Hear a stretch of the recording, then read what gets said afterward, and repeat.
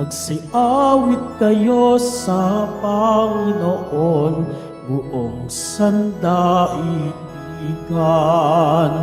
Awitan ang Panginoon at purihin ang kaniyang ngalan. Ipahayag ang kaniyang pahagliligtas sa lahat ng panahon. Magsiawit kayo sa Panginoon ng isang bagong awitin. Magsiawit kayo sa Panginoon, buong sandaigdigan.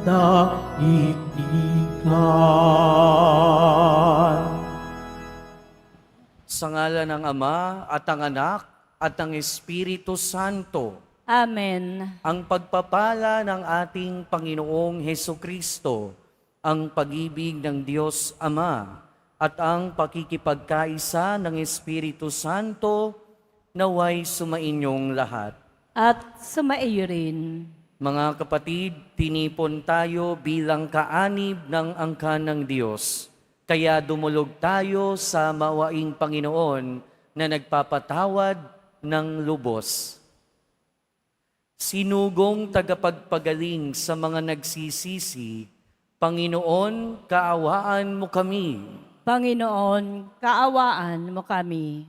Dumating na tagapag-aniyayang mga makasalanan ay magsisi, Kristo, kaawaan mo kami. Kristo, kaawaan mo kami. Nakaluklok ka sa kanan ng Diyos Ama para ipamagitan kami. Panginoon, kaawaan mo kami. Panginoon, kaawaan mo kami. Kaawaan tayo ng makapangyarihang Diyos, patawarin tayo sa ating mga kasalanan at patnubayan tayo sa buhay na walang hanggan. Amen. Manalangin tayo. Ama naming makapangyarihan, dinggin mo kaming dumadalangin kay San Blas na iyong martir, upang ang kapayapaan at pagkakasundo ay makamtan namin araw-araw, at sa iyong paglingap, sumapit nawa kami sa walang maliw na buhay, sa pamamagitan ni Hesukristo, kasama ng Espiritu Santo, magpasawalang hanggan.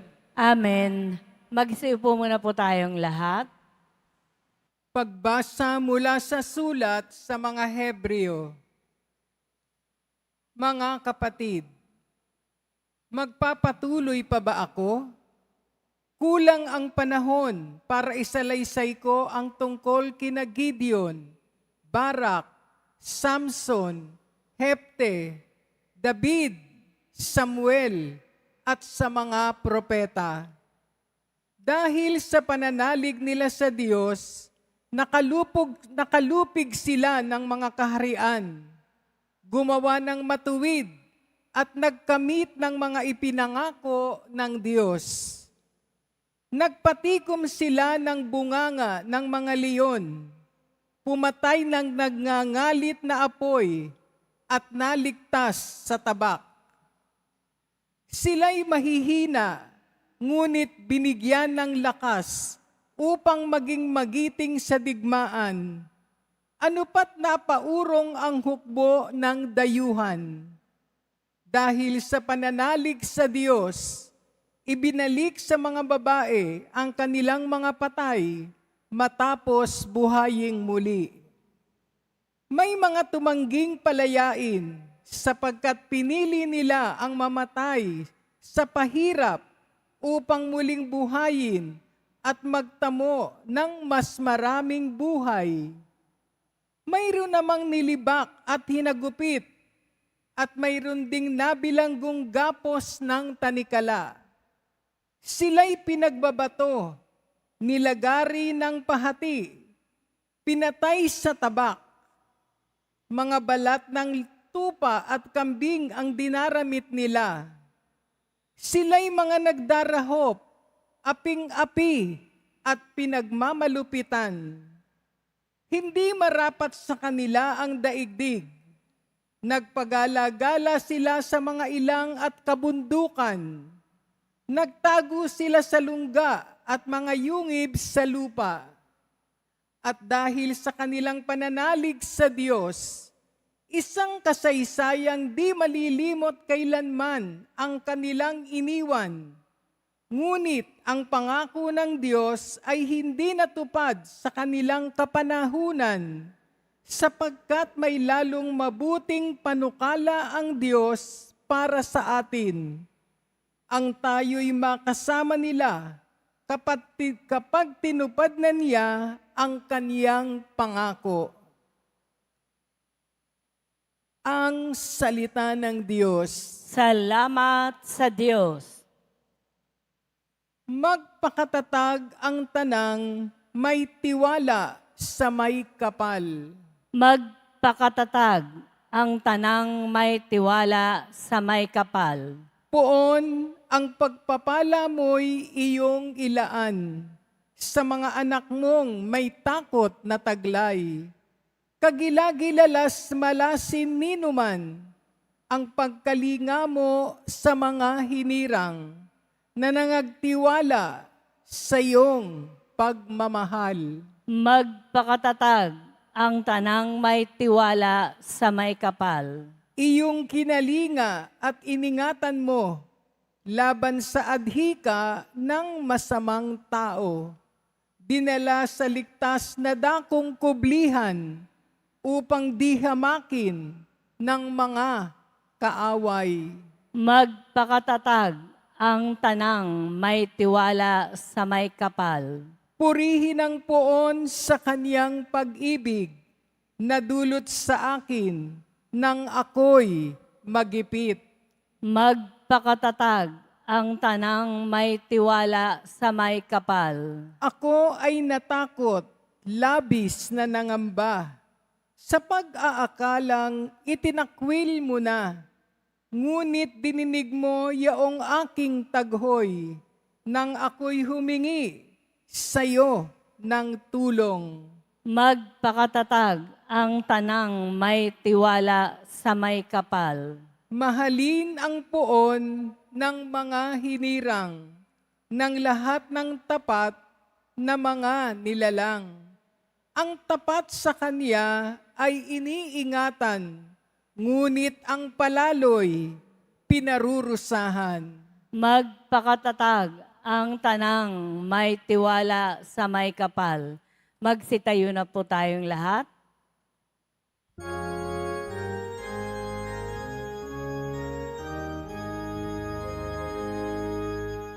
Hallelujah, Hallelujah, Hallelujah,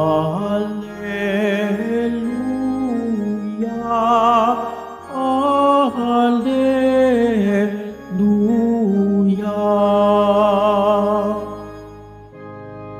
Narito at dumating na isang dakilang propeta, sugo ng Diyos sa bayan niya. Hallelujah, Hallelujah, Hallelujah, Hallelujah.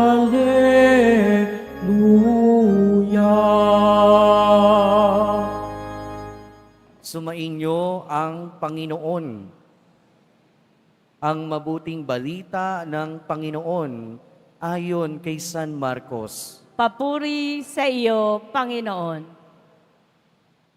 Noong panahong iyon, dumating sina Jesus at ang mga alagad sa ibayong lawa, sa lupain ng mga Gesareno.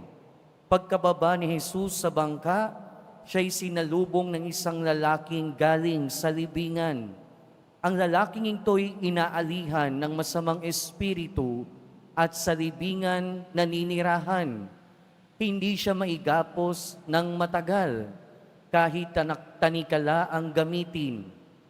Malimit siyang ipangaw at gapusi ng tanikala, ngunit pinaglalagot niya iyon at pinagbabali-bali ang pangaw. Talagang walang makasupil sa kanya. Araw-gabi nagsisisigaw siya sa libingan at sa kaburulan, at sinusugatan ng bato ang kanyang sarili. Malayo pa'y natanawan na niya si Jesus. Siya'y patakbong lumapit at nagpatira pa sa harapan niya at sumigaw ng malakas, "Jesus, anak ng kataas-taasang Diyos, ano ang pakialam mo sa akin? Huwag mo akong pahirapan alang-alang sa Diyos." Sinabi niya ito sapagkat iniutos sa kanya ni Jesus, "Masamang espiritu, lumabas ka sa taong ito." Tinanong siya ni Jesus, "Ano ang pangalan mo?" "Pulutong, sapagkat marami kami," tugon niya. At mahigpit nilang pinakiusap kay Jesus na huwag silang palayasin sa lupaing iyon.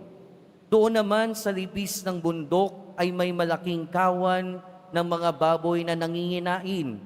Nagmakaawa kay Jesus ang masasamang espiritu na ang wika, "Papasukin mo na lang kami sa mga baboy." At sila'y pinahintulutan niya. Lumabas sa tao ang masamang espiritu at pumasok nga sa mga baboy. Ang kawan na may 2,000 ay sumibad ng takbo tungo sa pangpang ng lawa at nahulog sa tubig at nalunod. Nagtatakbo ang mga tagapag-alaga ng kawan at ipinamalita ito sa bayan at sa mga nayon. Kaya't pumaroon ang mga tao upang tingnan kung ano ang nangyari. Paglapit nila kay Jesus, ay nakita nila ang lalaking inalihan ng mga demonyo. Nakaupo ito, may damit at matino na ang isip, at sila'y natakot. Isinalaysay sa kanila ng mga nakakita ang nangyari sa inalihan ng mga demonyo at ang sinapit ng mga baboy. Kaya't ipinamanhik nila kay Jesus na umalis sa kanilang lupain. Nang sumasakay na si Jesus sa bangka, nakiusap ang inalihan ng mga demonyo na isama siya. Ngunit hindi pumayag si Jesus. Sa halip, sinabi niya, "Umuwi ka at sabihin mo sa iyong mga kasambahay ang lahat ng ginawa sa iyo ng Panginoon at kung paanong nahabag siya sa iyo." Umalis ang taong iyon at ipinamalita sa Decapolis ang ginawa sa kanya ni Jesus at nanggilalas ang lahat ng nakarinig niyon. Mga kapatid, ang mabuting balita ng Panginoon. Pinupuri ka namin, Panginoong Heso Kristo. Magsiupo muna po tayong lahat. Magandang umaga po sa inyong lahat. Ngayon, ginugunita natin si San Blas. Si San Blas ay namuhay mga 1,700 years ago. At siya ay naging obispo ng isang lugar sa Armenia at siya ay isang tagapagpagaling. At kahit anong sakit, napapagaling niya, even yung mga hayop. Pero noong mga panahon na yon, inuusig yung mga Kristiyano, kaya isa din siya dun sa mga ikinulong. Pero nung papunta siya ng kulungan, ayon sa isang kwento, meron siyang nakasalubong na nanay na merong dalang anak. At yung anak na yon, natinik ng isda sa lalamunan. At nung pinagdasal ni San Blas yung batang ito, natanggal yung tinik sa lalamunan. Kaya nga si San Blas, yung patron ng mga may sakit, lalo na sa mga may sakit sa lalamunan. Kaya kung meron kayong sakit sa lalamunan, hingin nyo ang panalangin ni San Blas. Pero anyway, si San Blas, dahil nga sa pag-uusig, isa rin siya sa mga pinatay at namartir nung panahon na yon. Pero si San Blas, galing siya sa isang mayamang pamilya at maimpluwensya. Pero pinakita niya na wala siyang takot. Sa harap ng pag-uusig, sa harap ng kahirapan na sundin ng ating Panginoong Hesukristo noong panahon na yon, hindi siya natakot. Hindi siya natakot na sundin at sundan ang ating Panginoong Hesukristo kahit pang ibig sabihin noon ay pahirapan siya at patayin. Minsan kasi sa buhay natin, yung takot yung pumipigil sa atin para tuluyang sundan ang ating Panginoon. Pero mas masaklap, minsan, yung takot natin yung pumaharang sa kilos ng Panginoon sa buhay natin. Sa ating unang pagbasa, parang ganun din yung sinasabi, ine-explain dito sa sulat sa mga Hebreo na may mga taong sa ngalan ng pananampalataya hindi natakot na mahirapan at mag-alay ng buhay. Pero dito sa ating ebanghelyo, iba yung nangyari. Dahil natakot yung mga tao sa pagdating ng ating Panginoong Hesukristo. At dahil sa takot nila, imbis na tanggapin ang kilos ng Panginoon, imbis na tanggapin si Hesukristo, anong ginawa nila? Pinalaya siya. Hiniling nila na paalisin siya at huwag nang bumalik pa. Sa buhay natin, mga kapatid, dahil sa takot natin minsan, ayaw nating papasukin ang Panginoon sa buhay natin. Unang-una kasi minsan ang Panginoon nagdadala ng pagbabago sa ating buhay. At minsan hindi natin namamalayan, ayaw nating baguhin yung ating buhay. Lalo na pag nasanay tayo sa kasalanan. Lalo na pag nasanay tayo sa kasamaan. At lalo na kung meron din tayong pinangahawakan na mga baboy sa buhay natin. Pag sinabi kong baboy, hindi naman yung literal na baboy. Pero sa ating ebanghelyo, maraming baboy, libo-libo, at doon pinapasok yung masamang espiritu, nakita nila tumakbo at nalunod. Pero yung mga baboy na yun ay maaaring source ng kanilang kayamanan. Yung mga baboy na yon ay maaring source ng kanilang pagkain, maaring source ng kanilang yaman sa buhay. Hindi lang yung mga taong yun yung merong baboy sa buhay nila. Tayo din, meron tayong mga baboy na pinanghahawakan. Pwedeng kayamanan, pwedeng katanyagan, pwedeng kasalanan. At minsan, pag pumasok ang ating Panginoon sa buhay natin, minsan yung mga baboy na yon ay kailangan nating palayain. Pag pumasok ang Diyos sa buhay natin, may mga baboy tayo na kailangan nating hayaang malunod. Pero minsan, ang mas nananaig ay yung pagmamahal sa baboy kesa sa pagmamahal sa Diyos. Kaya ang nangyayari, imbis na tuluyang magbago yung buhay natin, mas pinipili natin kung ano yung estado natin sa buhay ngayon para lang mapanghawakan yung mga baboy natin. Kaya ang isa sa mga mensahe ng ating pagbasa ngayon at ni San Blas, huwag tayong matakot na sundan ng ating Panginoon. Huwag tayong matakot na sundin ang ating Panginoon. Huwag din tayong matakot na papasukin ng tuluyan sa buhay natin ang kilos ng Diyos. Kahit pa yung ibig sabihin nun, kailangang palayain natin yung mga baboy sa buhay natin. Huwag tayong matakot na palayain at paalisin yung mga baboy at yung masasamang espiritu sa buhay natin. Dahil sa pagpapalaya sa kanila, tuluyan nating maipapapasok sa buhay natin ang ating Panginoon. At pagtuluyan nating napapasok sa buhay natin ang ating Panginoong Hesukristo, tuluyan nating mararanasan ang pagbabago sa piling ng ating Panginoon. Amen. Magsitayo na po ang lahat.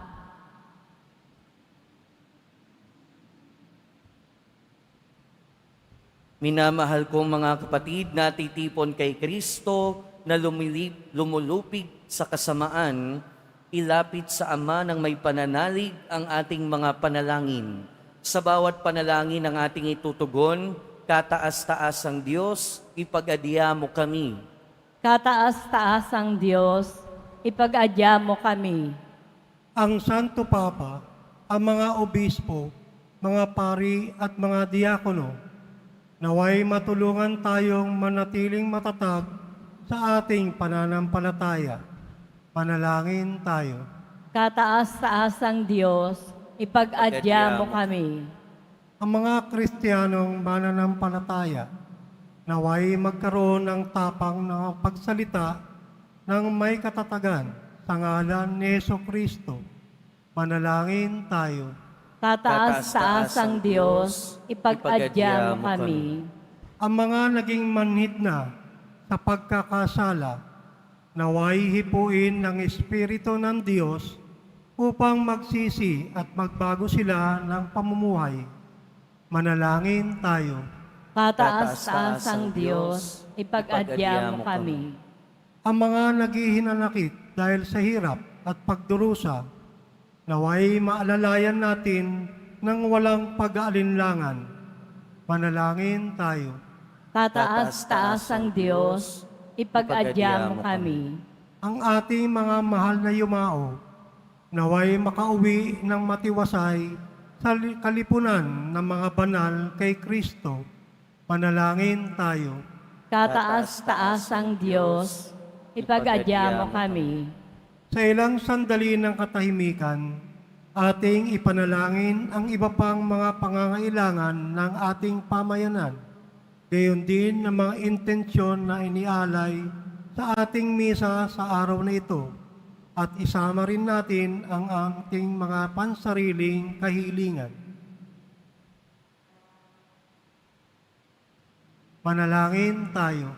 Kataas-taas ang Diyos, ipag-adya mo kami. Makalangit na Ama, nagbubunyi kami sa iyong nag-uumapaw na pag-ibig para sa amin. Paghariin mo ang iyong kapangyarihan sa amin at maging kasakasama ka namin sa landasin ng buhay. Hinihiling namin ito sa pamamagitan ni Kristo na aming Panginoon. Amen. Magsiupo muna po ang lahat.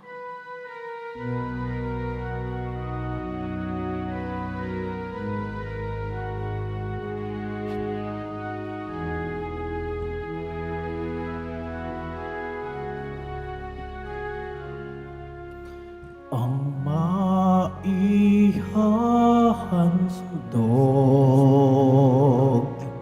sa'yo, Panginoon,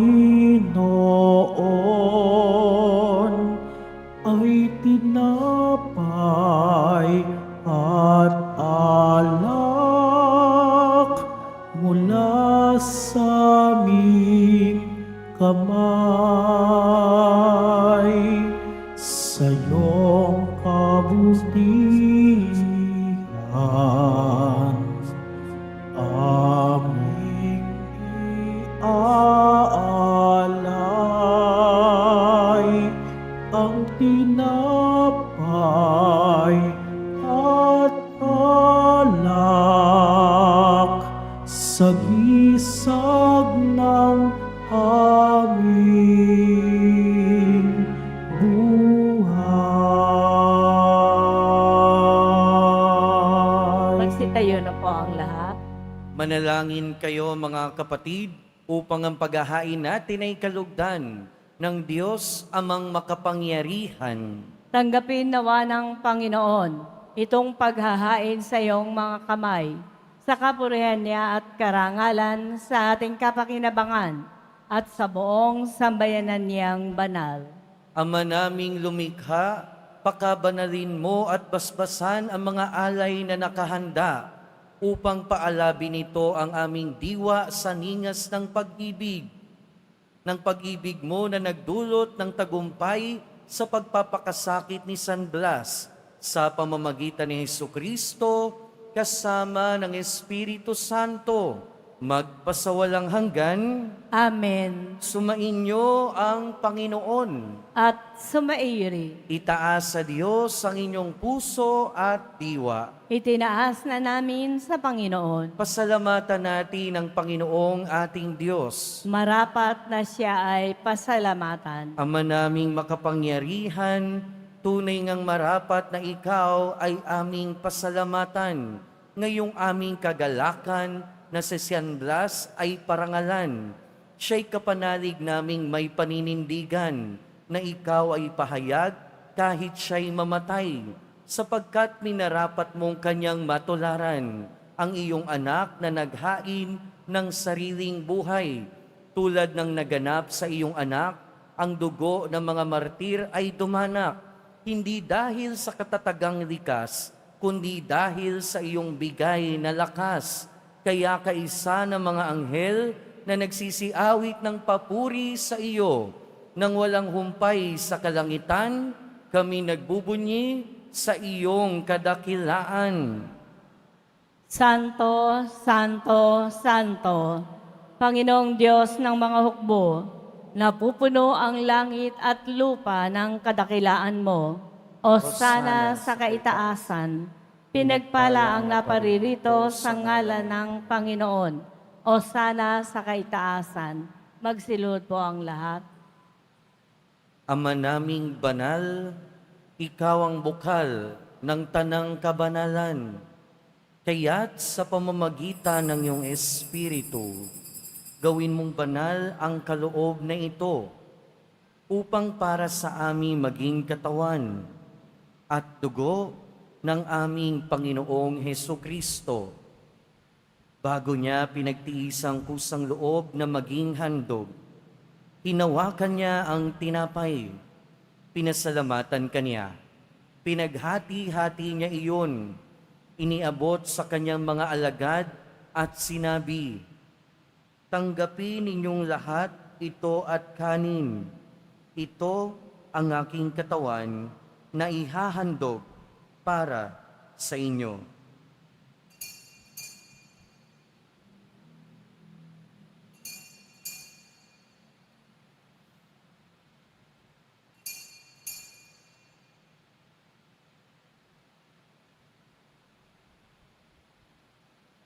Gayon din naman noong matapos ang hapunan, hinawakan niya ang kalis, muli kanyang pinasalamatan.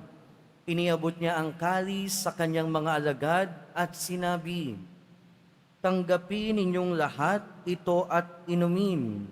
Ito ang kalis ng aking dugo, ng bago at walang hanggang tipan.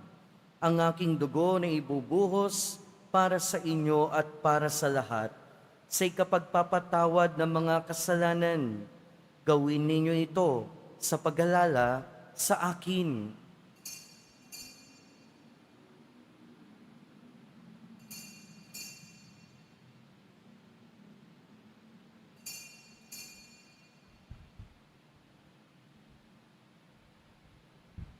Magsitayo na po ang lahat. Ipagbunyi natin ang misteryo ng pananampalataya. Si Kristo'y namatay, si Kristo'y nabuhay, si Kristo'y babalik sa wakas ng panahon. Ama, ginagawa namin ngayon ang pag-alala sa pagkamatay at muling pagkabuhay ng iyong anak.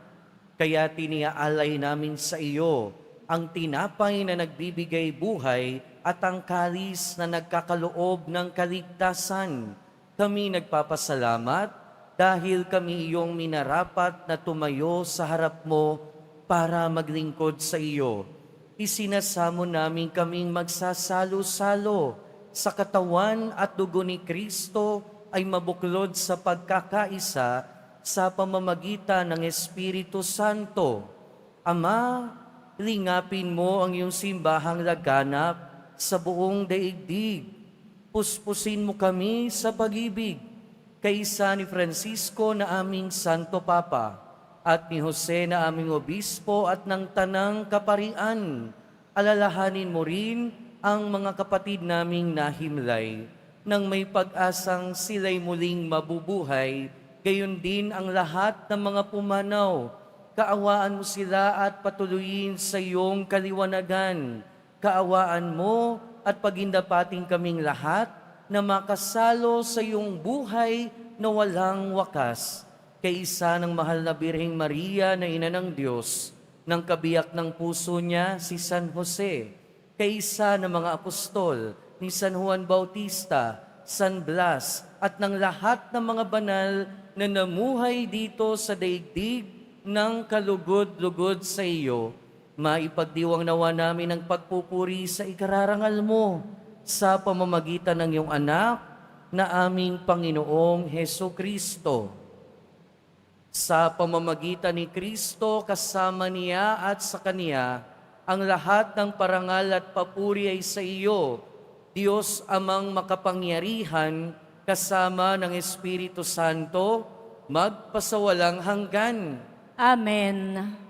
Sa tagubili ng mga nakagagaling na utos at turo ni Jesus na Panginoon natin at Diyos, ipahayag natin ng lakas loob. Ama namin, Naming sumasalangit ka, sambahin ang ngalan mo, mapasa amin ang kaharian mo, sundin ang loob mo dito sa lupa para nang sa langit.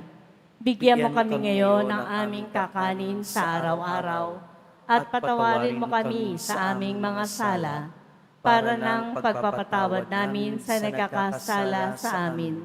At huwag mo kaming ipahintulot sa tukso, at iadya mo po kami sa lahat ng masama. hinihiling namin kami adya sa lahat ng masama, pagkalooban ng kapayapaan araw-araw, iligtas sa kasalanan at ilayo sa lahat ng kapahamakan. Samantalang aming pinananabikan ang dakilang araw ng pagpapahayag ng tagapagligtas naming si Heso Kristo. Sapagkat iyo ang kaharian, at ang kapangyarihan, at ang kapurihan, magpakailanman. Amen. Panginoong Heso Kristo, sinabi mo sa iyong mga apostol, kapayapaan ang iniiwan ko sa inyo. Ang aking kapayapaan ang ibinibigay ko sa inyo. Tunghayan mo ang aming pananampalataya at huwag ang aming pagkakasala.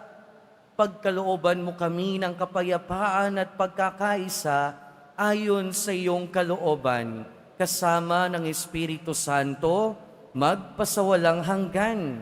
Amen. Ang kapayapaan ng Panginoon ay laging sumainyo. At sumaiyo rin. Magbigayan tayo ng kapayapaan sa isa't isa. Peace be with you po.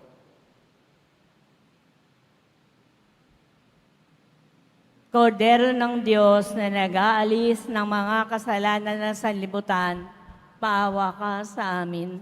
Kordero ng Diyos na nag-aalis ng mga kasalanan ng sanlibutan, maawa ka sa amin. Kordero ng Diyos na nag-aalis ng mga kasalanan ng sanlibutan, ipagkaloob mo sa amin ang kapayapaan. Magsilud po ang lahat. Ito ang kordero ng Diyos. Ito ang nag-aalis ng kasalanan ng sanlibutan. Mapalad ang mga inaanyayahan sa kanyang piging.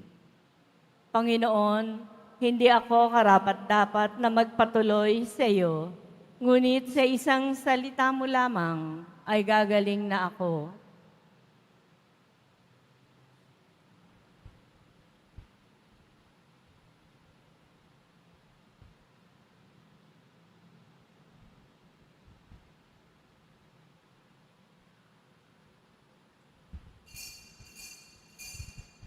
Para po sa lahat ng tatanggap ng banal na komunyon, sasagot po tayo ng amen. Pagkasabi po ng pare o ng lay ministers ng katawan ni Kristo, at isubo po agad sa bibig bago umalis sa harapan ng pare o ng lay ministers. Sumunod po tayo. Maraming salamat po.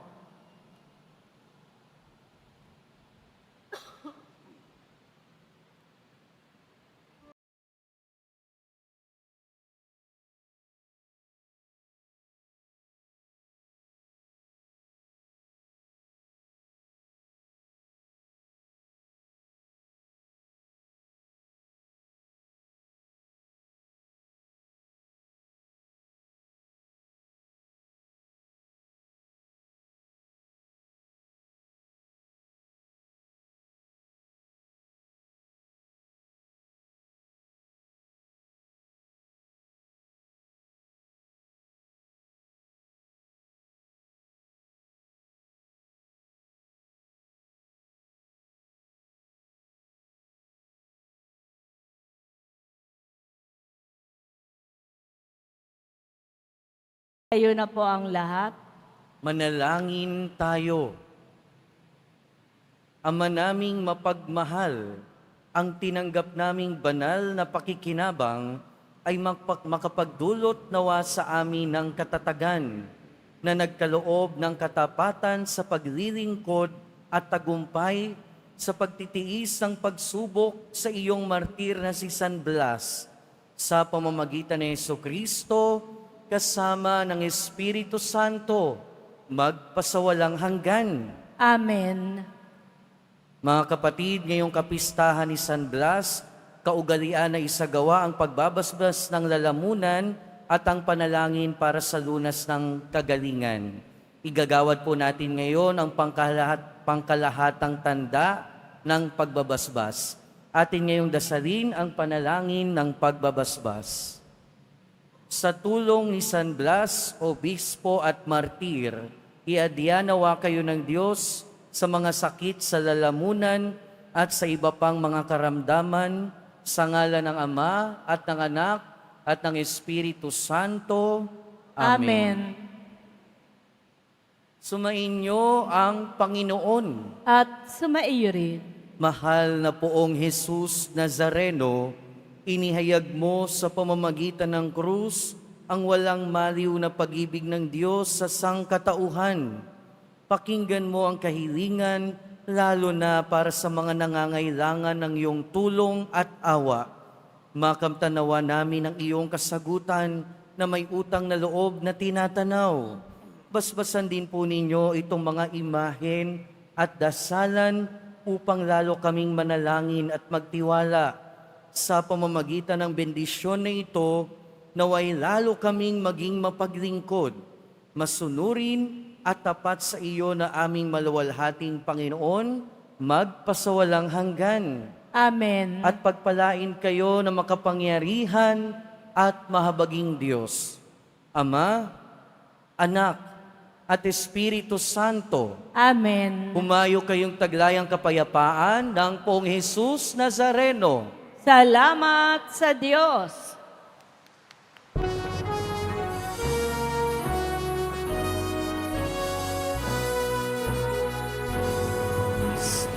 Padre Jesus Nazareno, sinasamba ka namin. Pinipintuho ka na amin. Kung aming buhay at kaligtasan, Cristo Padre Jesus Nazareno, iligtas mo kami sa kasalanan. Ang krus mong pinatayan ay sabisan ng aming kaligtasan. Nuestro Padre Jesus Nazareno, dinarangal ka namin. Nuestro Padre Jesus Nazareno, niluwalhati ka namin. Nuestro Padre Jesus Nazareno, dinarangal ka namin. Nuestro Padre Jesus Nazareno, niluluwalhati ka namin.